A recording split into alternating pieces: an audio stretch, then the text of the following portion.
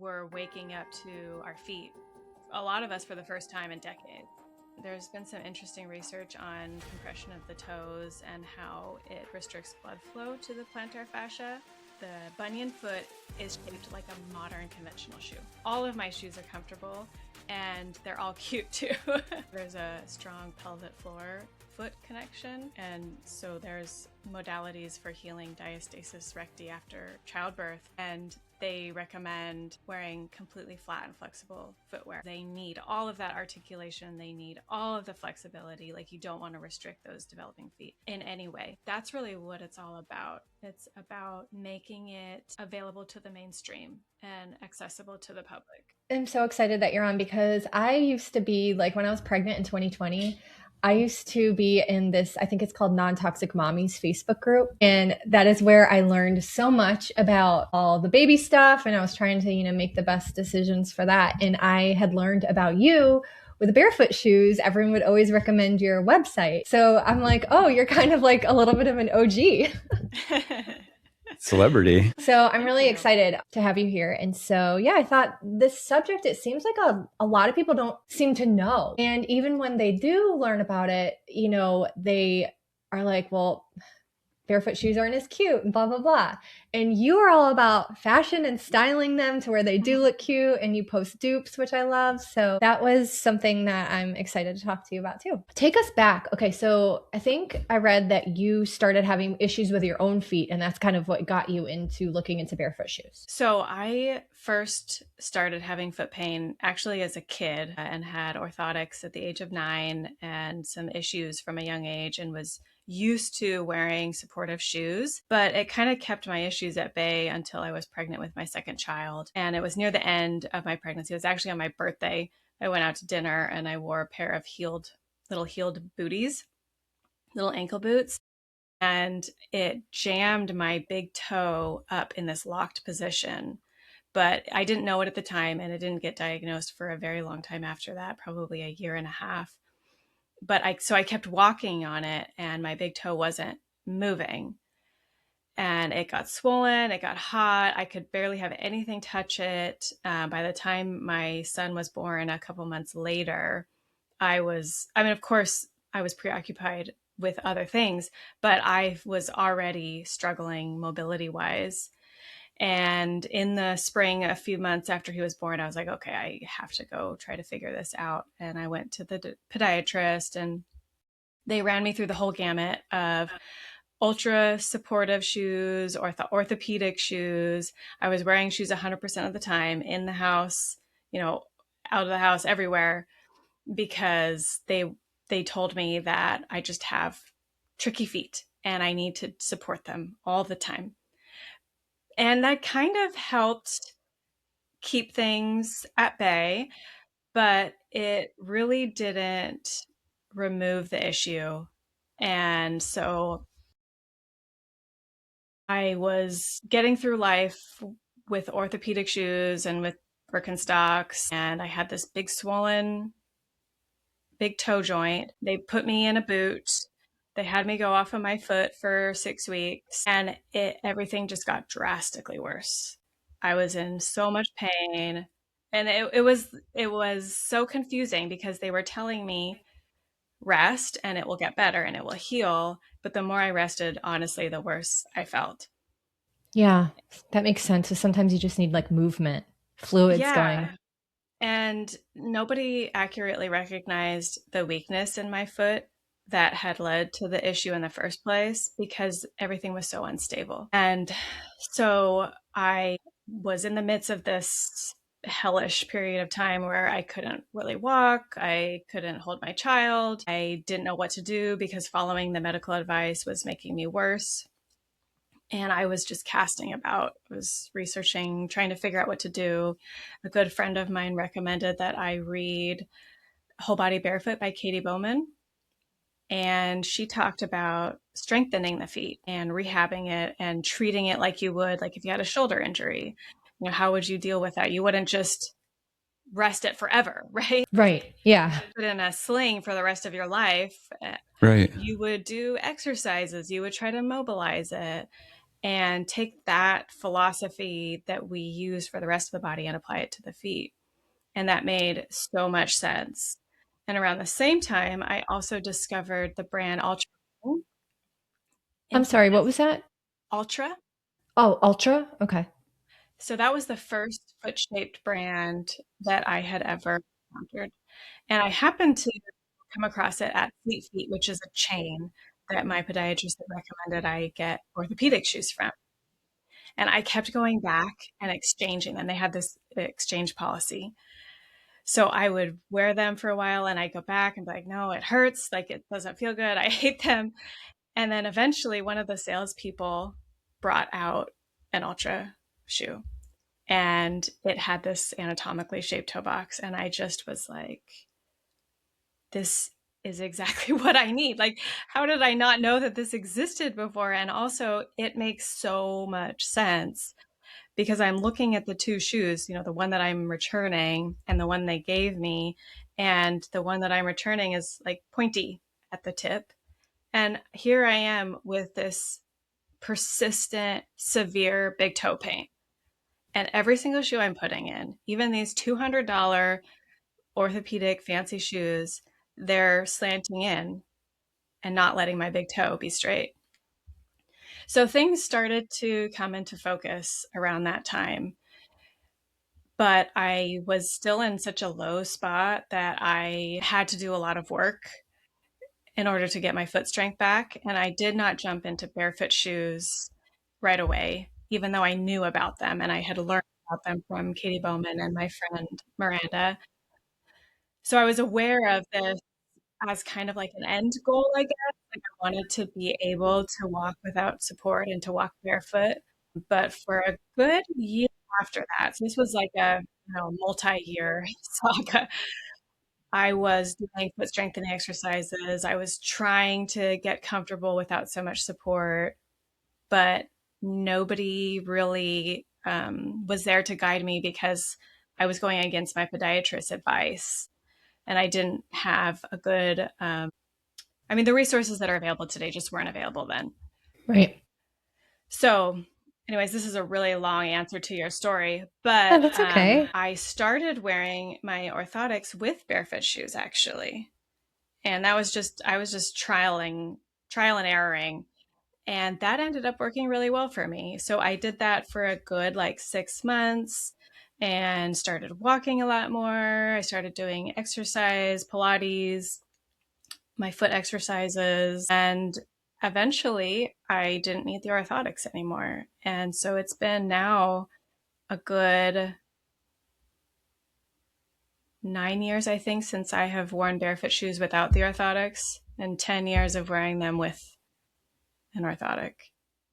Wow. I was going to ask you if there was a transition period too. And that makes total sense because if you're so used to the arch, so you put in the orthotics for the arch, but your toes are still able to have the room that it needs. So that makes sense. Yeah, I think that one of the reasons why I was drawn to educating people or just more like spreading awareness about this was because those types of avenues towards more natural footwear were not talked about. And I wanted to make sure that people realized that you could access the concept from a variety of different ways and that it wasn't just marathon runners wearing five fingers and that's all that it was for. That was my first exposure to this was the five finger shoes. And this was like, and I don't know, 15 years ago, probably more. And it was actually a boss I had at the time. He liked to run and he got the five toe shoes. Mm-hmm. And I remember, poking fun at him for it at the time. I had no idea. I just thought it looked weird. I thought that you needed the ones with the big soles and the arch support and everything else. And that was the cool thing and the right thing to do. And now, so many things. Gosh, now, yeah, I don't own a pair of those, but I would not hesitate to wear them at this point. Oh, that's almost all I wear is barefoot shoes now. But I did not have any foot issues. So it wasn't a problem for me to just go in from one shoe to a barefoot shoe. But I used to wear heels all throughout my 20s and I don't know how I ever did that. I lived in New York City. I'm running around New York City in heels like every day. I couldn't even tell you the last time I wore heels. I can't. I don't even know how I did that. Like it just seems like it's so painful just thinking about it. Right. But I was really happy that I had come across this information from you before I had our kids, because they always have barefoot shoes and I kind of know what to look for now. Mm-hmm. What would you say are some of the things that you would be looking into for barefoot shoes? So we mentioned like the toe box. Yeah, and this would be true for a child as well as an adult, but I do have slightly different criteria for small children and especially infants. But in general, a barefoot shoe has an anatomically shaped toe box, which, if you boil it down, it means that you have space for the big toe, because there's a lot of different foot shapes and they don't all work for everybody. But you can tell it's an anatomically shaped shoe because it's asymmetrical and it has big toe space. Whereas a conventional shoe is symmetrical and it comes more to a point. Yeah, sometimes you get rounded toe, almond toe, or square toe, but all of them are narrower in the toes than they are at the ball of the foot, which is not how feet are naturally shaped. Naturally, we're wider at the toes, or at least the same. Some people are very straight out, but you're I wouldn't say that a narrower toe box than the ball of the foot is an anatomically shaped shoe. Right. And with the pointy front, like, does that kind of cause you to land on your heel more rather than landing on your forefoot, I guess is what it's called? Well, it puts all the pressure on the ball of your foot. I mean, there's a lot of different things that can happen. If your big toe can't splay out and it can't bend, then your arch can't articulate as well. And so it's really a whole foot experience. But there's been some interesting research on compression of the toes and how it restricts blood flow to the plantar fascia. So there's even some circulation issues when you're squishing the toes. It's really interesting. Yeah, that makes a lot of sense. And then your muscles obviously are a little bit weaker, and that it's not just the muscles in your feet, right? Because the way that you're walking could affect your calves and your knees versus like putting pressure on or pressure the support from your ankles, I guess. In your glutes and your pelvic floor, there's a strong pelvic floor foot connection, which is really interesting. And so there's modalities for healing diastasis recti after childbirth. And they recommend wearing completely flat and flexible footwear and roomy footwear, because all of that motion, it's connected up higher up the chain. And so you're actually using your pelvic floor when you're using your feet more. Okay. Everything is connected. Yeah, absolutely. Really cool. So besides an anatomically shaped toe box for what would make a barefoot shoe, also a flat level sole, which is known as zero drop, because there's no drop from the heel to the toe. It's just even across. And flexibility in the sole so that it moves with your feet and your feet can move the way they would naturally. And then finally, that it's attached to your foot. So it's not like a flip flop or a slide where you have to hold the shoe on your foot with your toes. It's just securely attached on its own. So is it safe to say, like, essentially it's a cover for your foot, but your foot would just be in its natural state, toes as wide as they need to go and have room to wiggle. And it's basically just a cover that would allow you to walk around out in public. Yeah, and hence the name barefoot shoe, because it's as if you are barefoot. That is the purest barefoot shoe. And many barefoot shoes, it's more of a spectrum. So if you're on the one end where it's the close to barefoot as possible, that's where I recommend small children and babies. That's where you want to be getting, is only that, because they need all of that articulation. They need all of the flexibility. Like, you don't want to restrict those developing feet in any way. Adults who have spent a lot of their years already in conventional footwear and in a really, a lot of pavement and a lot of unnatural environments, oftentimes a variety of types of shoes are needed that may not be pure 100% barefoot feeling, but might have a little bit more cushion or thickness in the sole, or a little bit more stability in the sole. And I still consider that to be on the spectrum, because if you compare that to like a Hoka or something. I mean, it's just still night and day difference, but it's just not quite like a full barefoot feeling. Right. So somebody who's in their 30s or 40s and has worn conventional shoes their whole life, right? And they've got the curve on their feet and all that, you would recommend like just sort of easing into it then. So, obviously for the adults. So like maybe one of the shoes you mentioned. So not necessarily like the pure barefoot shoe, but something else. And then I assume, would you do that kind of like part-time to kind of get used to it and like transition into the way it feels and the way it supports your body, so you don't run into issues with being uncomfortable or any kind of pain, that kind of thing, and then work them down the chain? Is that right? Yeah. So I usually try to advise people to not jump in all at once, even though it's tempting, for a few different reasons. But one is that oftentimes you don't know exactly what kind of shoes you're going to like best and which ones are going to work best for your life. And then there's also the transitioning component where your body's getting used to it. And it can take some time for your muscles to fatigue and kind of reach that point where they're like, oh, this is too much. So you might be wearing them for 6 weeks before you realize that you've gone a little bit too far. Mm-hmm. So that's why it's a good idea if you can get yourself to. Sometimes it's hard because you just want to stop wearing tight shoes. Yeah. But That's what I did. yeah. Oopsies. If you can, I recommend just one pair of shoes and wearing them for a good few months before you buy a second pair and before you start throwing out shoes, because you never know, you may have a day where you want to go back to that comfort sneaker that you were used to wearing for exercise or whatever. So doing it step by step, I think it helps people have more success.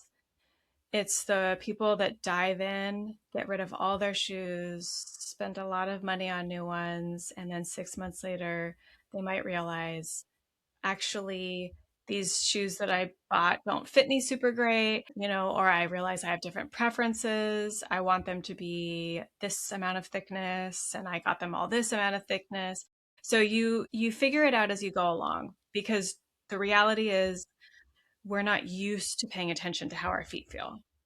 We're Right. used to ignoring them and believing that shoes need to be broken in and, this is just the way they are.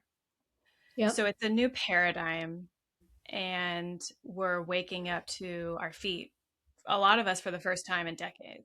No, I like that too.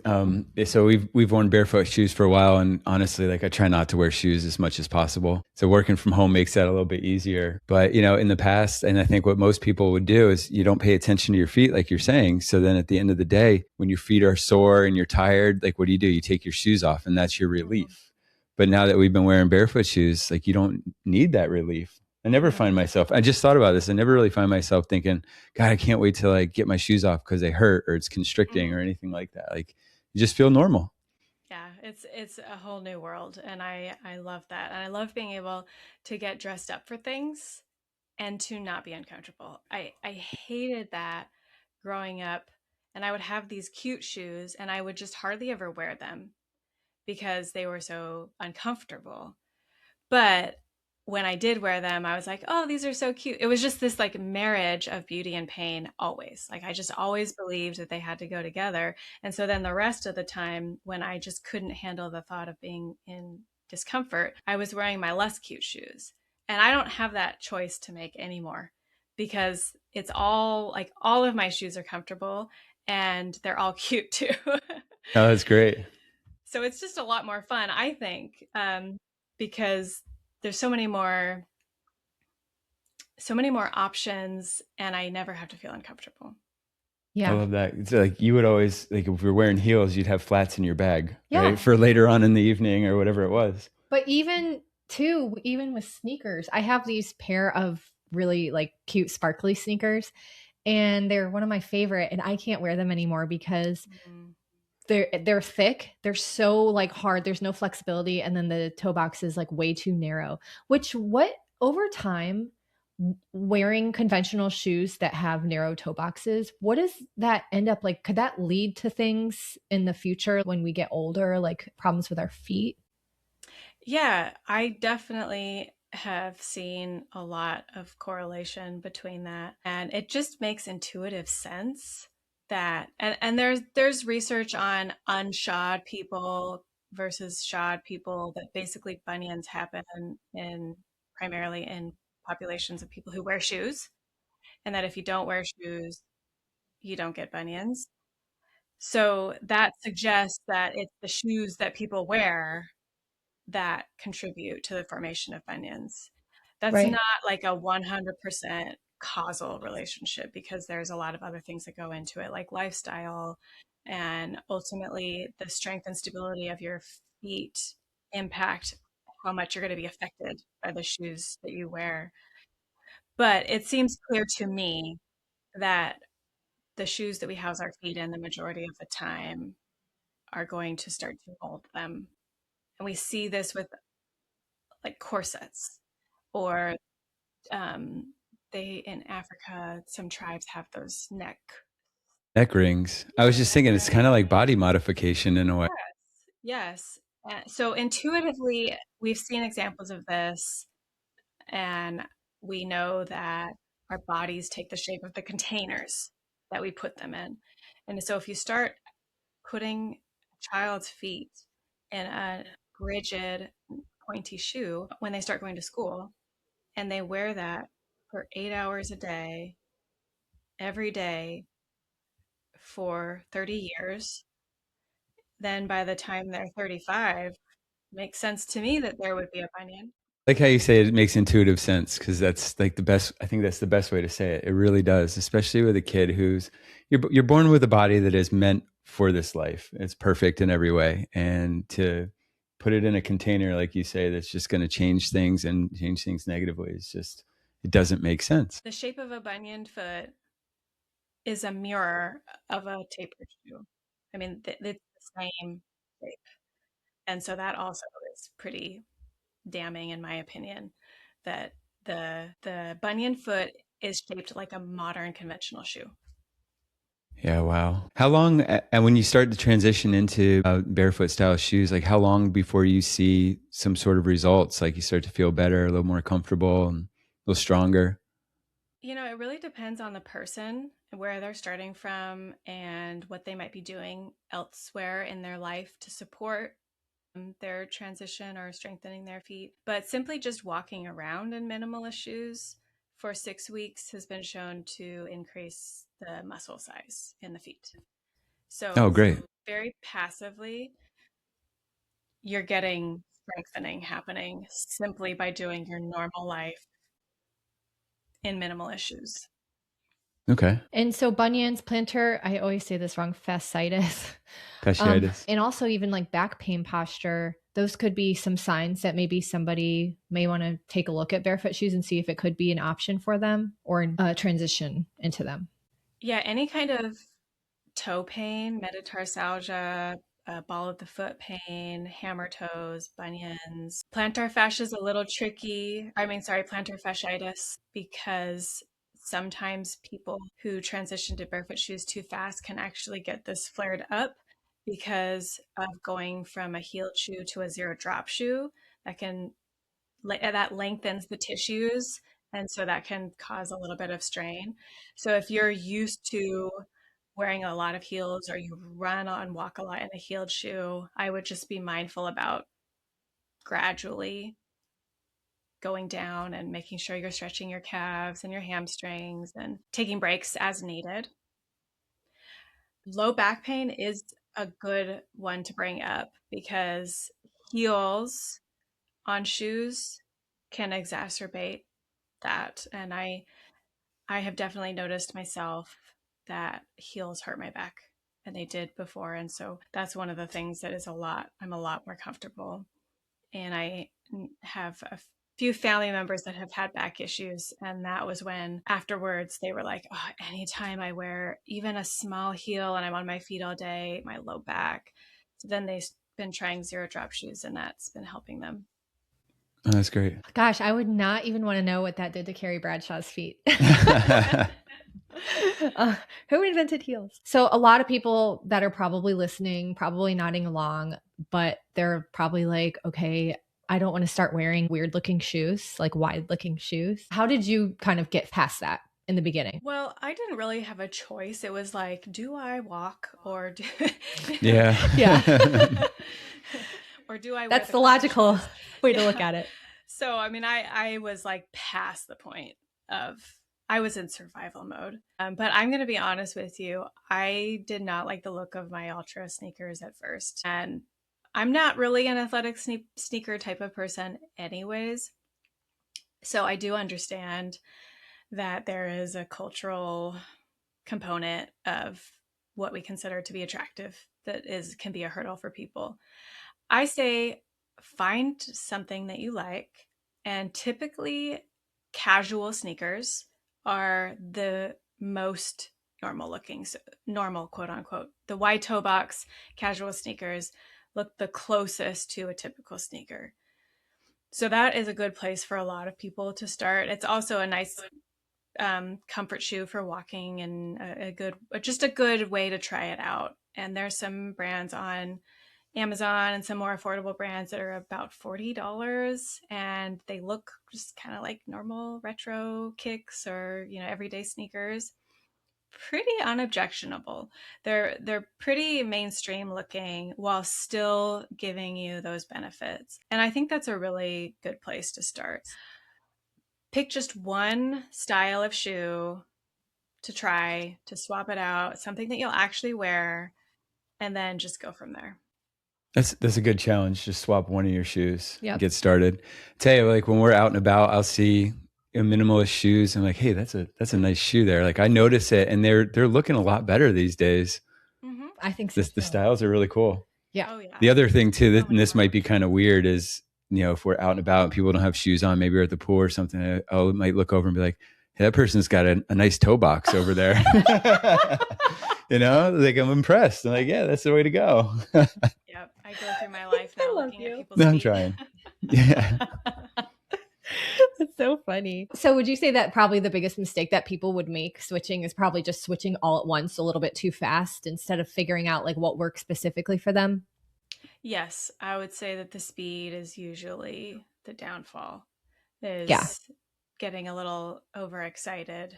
And it's hard not to, because especially if you're in pain and you discover that there are shoes that don't squish your toes. I mean, it makes total sense because I've been there. But you can do what I did, which is take an orthotic or a supportive insole that you like, that works for you, and just bring it over into your new minimalist shoes. And so you can add it in, you can take it out, you can kind of experiment with it too. So yeah, definitely just pacing yourself, I think, is important. Okay. So you mentioned that there's not really like an age. It's just the sooner the better when you realize it for kids, like for someone who's maybe a new mom. Is there a transition period for kids? Like if maybe they're like 6 or 7 or 8?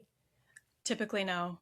I mean, if they're in school is hard because you have to wear shoes all day, and you're also spending a lot of time sitting.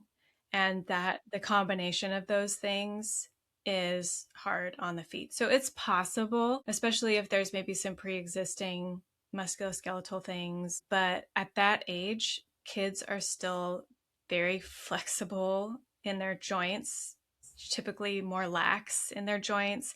They're not likely to be rigid, to be stiff in their feet at all. And they should be pretty comfortable in minimalist shoes right away. But of course, listen to your child, always, if they're expressing discomfort.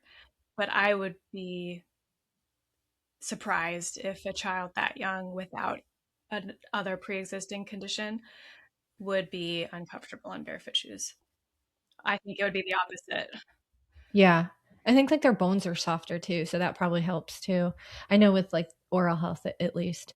And I love seeing how our both of our kids, but especially our sons, maybe because he's a little older, his little cute feet are like, they look like it's like from an ancient textbook.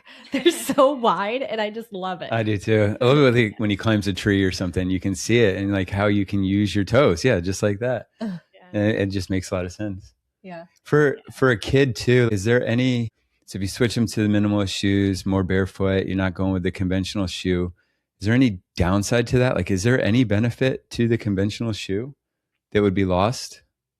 Sometimes in sport specific context, so like a soccer shoe, The cleats. a football cleat. You want to have some contouring to be able for ball handling and some, lightness on your feet. So there's very specific context like that. More like it's like an equipment for your whatever Yeah. activity you're doing. No, that's good though. I wouldn't expect there to be like a downside to switching, because it's just so much better for you. Yeah, for kids, I mean, there's very little you typically, unless they're older children, and then there might be some transition time. But yeah, typically it's pretty easy and just mostly benefits without drawbacks. I noticed too, there's kind of like, it seems to be becoming a little bit more of a norm with kids at least. There's a pretty good selection of kids' shoes I find that are barefoot. I even found like some rain boots on Amazon, which was cool. But for the adults, so you've kind of built a whole shop around this in all of your reviews, which are really helpful. So how did you actually like vet and test the brands? Like, did you just kind of go on what your own experience was, or did you just kind of like, hey, let me try this one for a few months? How did that all work?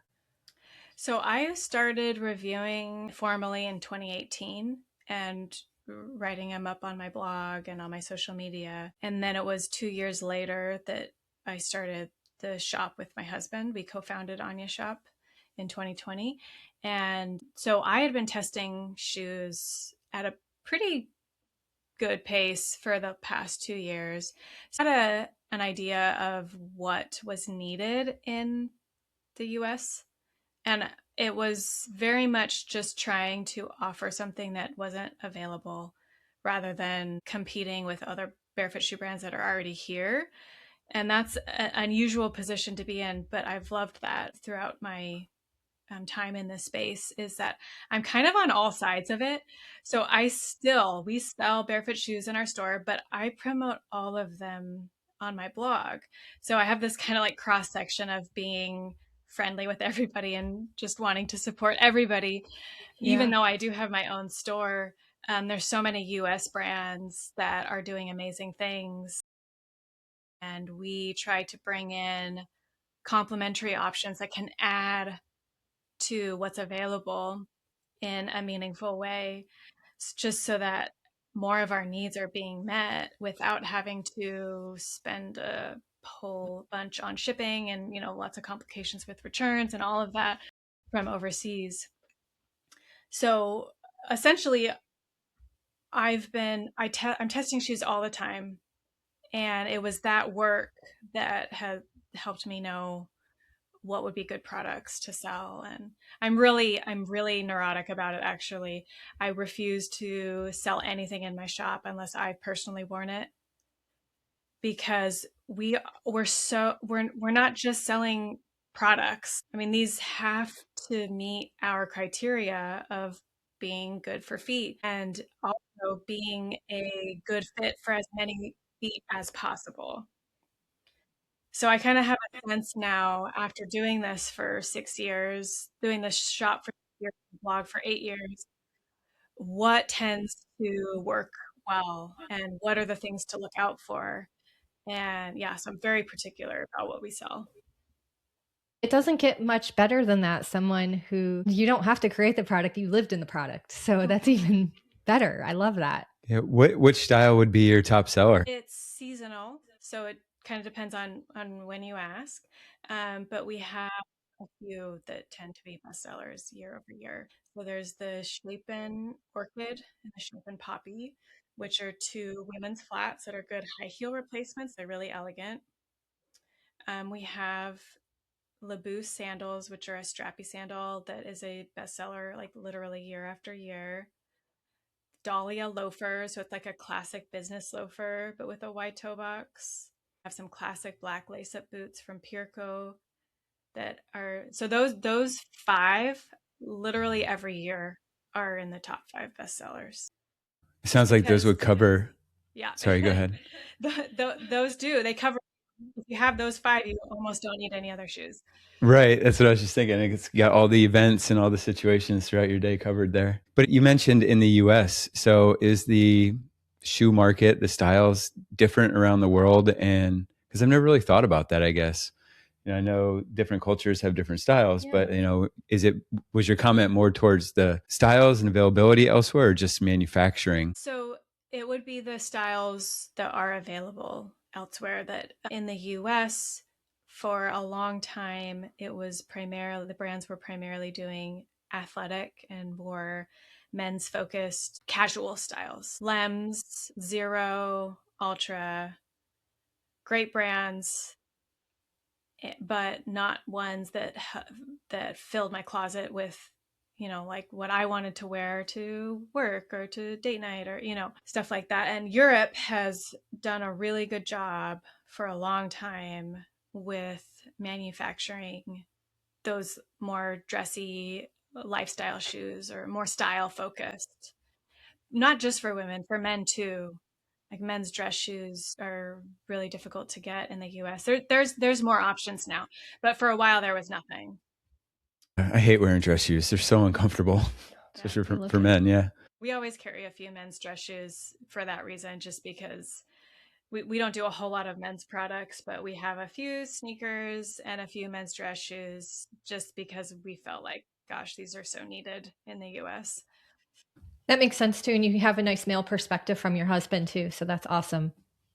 Yeah. Right. Getting him to test shoes is a bit of a challenge. I'm like, he likes to wear his favorite shoes all the time. Yeah. Yep. That's the way my kids are too. Just one pair of shoes every day. I'm like, that's how I am. Can I just put these ones on? Then tell me how you like them at the end of the day. I've switched to the minimalist shoe, but I'll wear a pair of shoes until they actually just fall off my feet. Yeah. And then I'm still reluctant to get a new pair.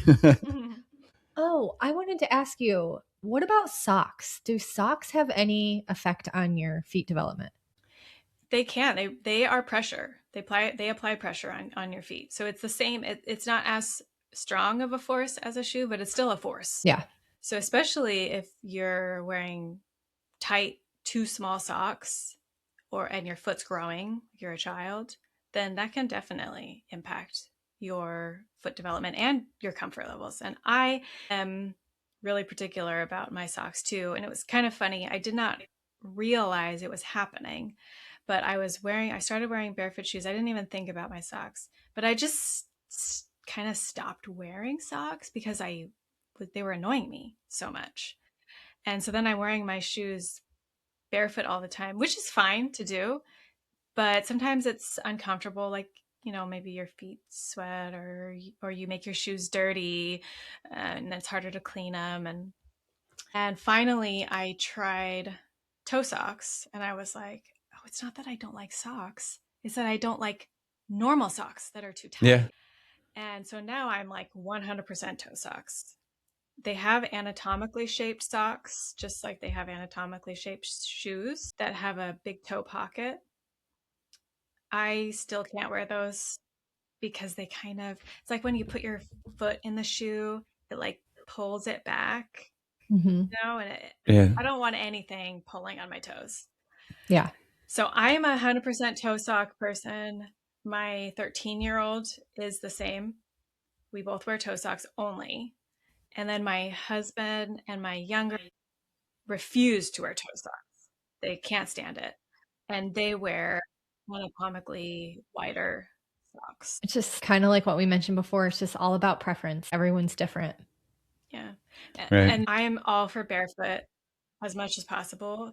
But when your shoes stink to high heaven, and I can't get the smell out, and it's sticking up the whole entry room, I need you to wear socks. Yes. Yeah. We're there with our kids. Yeah. They actually think it's funny in the car, like we're coming home from the park or something. They like to flip their shoes off and hold their feet up and just, Daddy, smell my feet. Mommy, smell my feet. Like, oh, you guys are gross. But you have a nice toe box.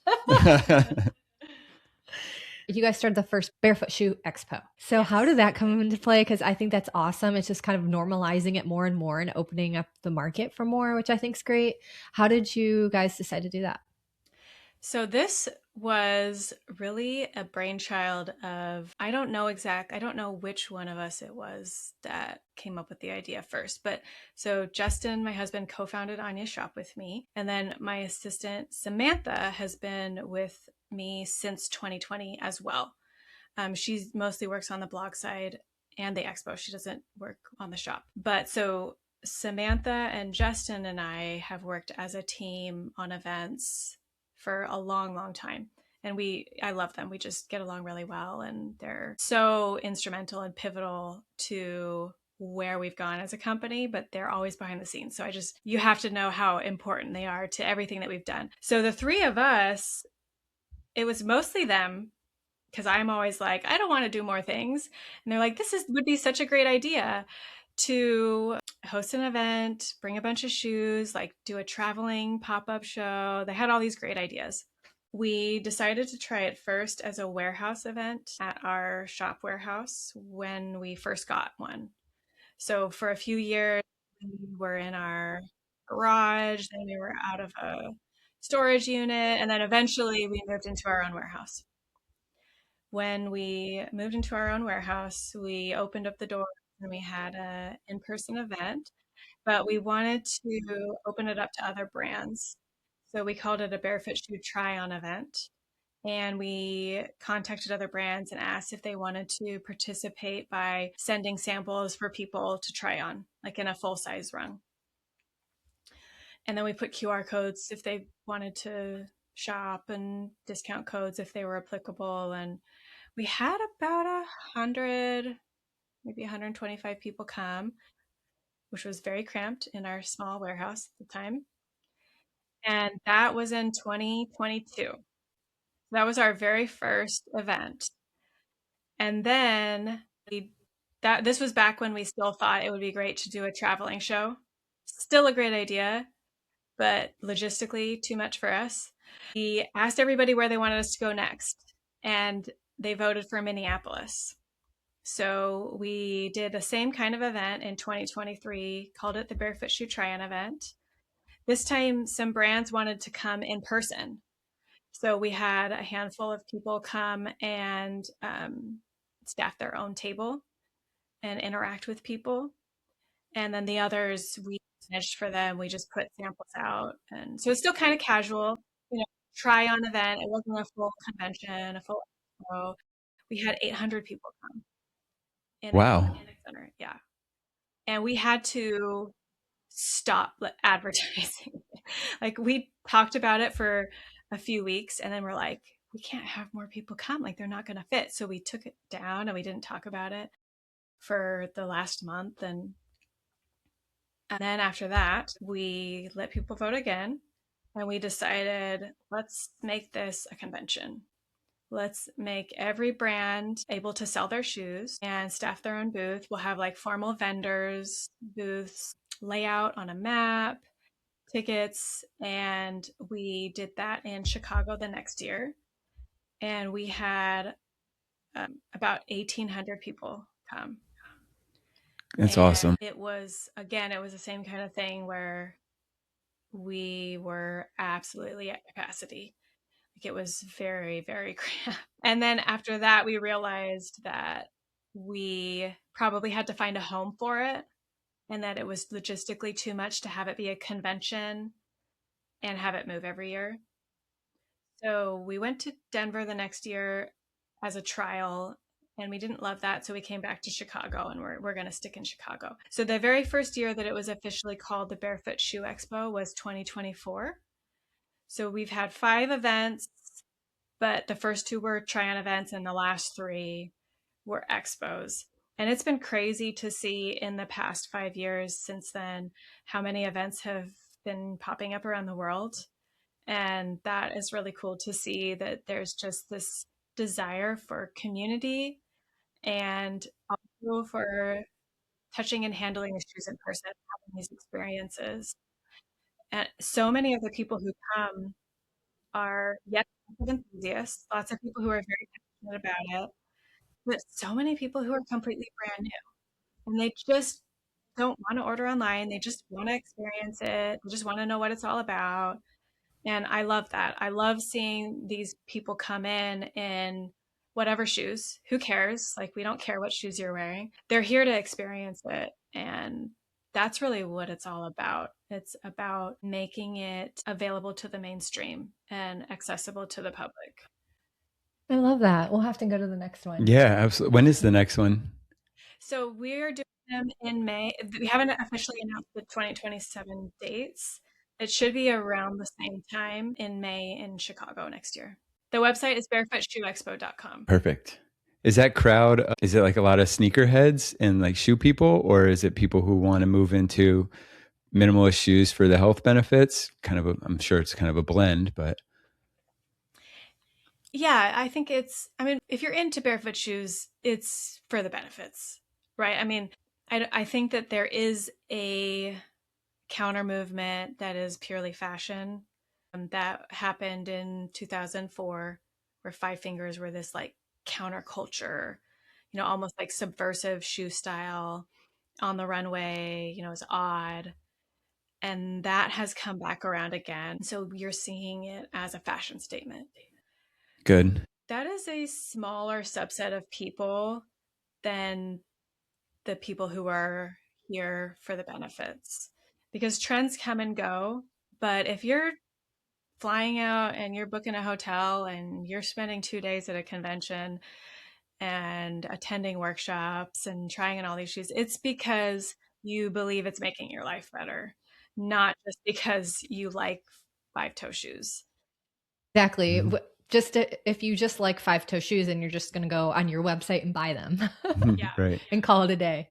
I mean, Five Fingers was at the expo, but there was like 45 or more other brands that were not five toe shoes. So for it to be fun for you, you're probably into it for more reasons. Gotcha. And so, from a crunchy standpoint, too, what I do is some of the barefoot shoes that I have are not all of them, but a couple. Well, I only have like three. I think like 2 out of 3 are grounding shoes as well. So it's kind of like a double win-win. What do you think about that, about the grounding shoes?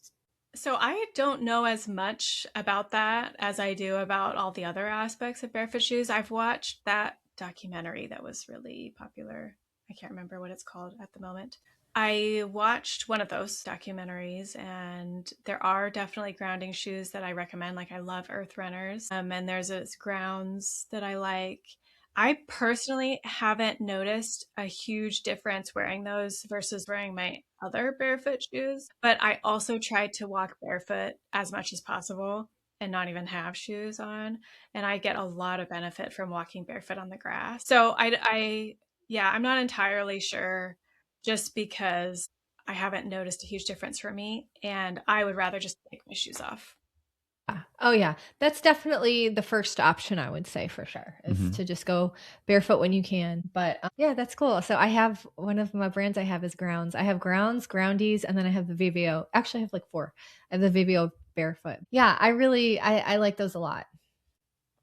Nice. It's like what you always say, back to the basics. Right. Back to basics. Get your feet back to how they're meant to be in the old times. I just did it just because I don't want to have any issues with my back or knees or anything when I get older.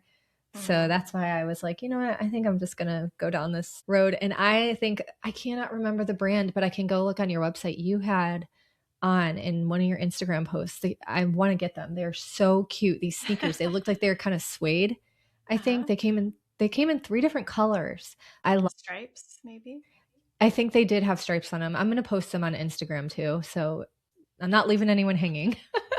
There's these suede shoes that everybody loves that I also love, called they're the Ela suede, Coel Ela suede. It might have been that. There's like a dark green with white stripes and a dark green with pink stripes and a light blue with white. Like, they've got some really cute color combinations. That might be it. I don't know. It might be it. I like sneakers because I'm always running around. I have like 2 little kids, but you have really cute other styles for formal events too, which I think is awesome. So, yep, lots to choose from. So where can everyone find you? So I am a few different places. My blog is anyasreviews.com, and my social media handle is Anya's Reviews. So that's me. That's always like, I write every word, it's my own pictures. It's all me. That's my personal brand, I guess you could say. Any collaborative shoes that I co-design and all of that go there. My retail store is anyas-shop.com or at anyasreviews.shop on social media. So that is our store, and you can see the products that we carry here in the US. And then our expo website is barefootshoeexpo.com. So I've got a few different places, but if you want to connect with me, Anya's Reviews is the place to go. And I've got a weekly Barefoot Shoe Digest that I send out with all the news and like what's on sale and, what I'm thinking about. So that's also fun for me to always write and interact with people because I always get replies too. Thank you again so much for coming on. I really appreciate it. It was so I enjoyed great. it. That was great information. Yes. Good. I'm glad. I appreciate you having me. Thanks so much for listening. If you'd like to follow along with us, you can find us on Instagram at CrunchyPod and at unapologeticallycrunchy. We have the same handles on TikTok too. And check out our websites at crunchypod.com and unapologeticallycrunchy.com. And if you have some tips and tricks you'd like to share with us, feel free to DM us or contact us on the website. And one more thing, if you love our podcast, please consider sharing with every single person you know who would love it. And leave us a review. Oh, and you can tell them to leave a review too. We are so beyond grateful for your support. Thank you so much. Peace, love, and crunch.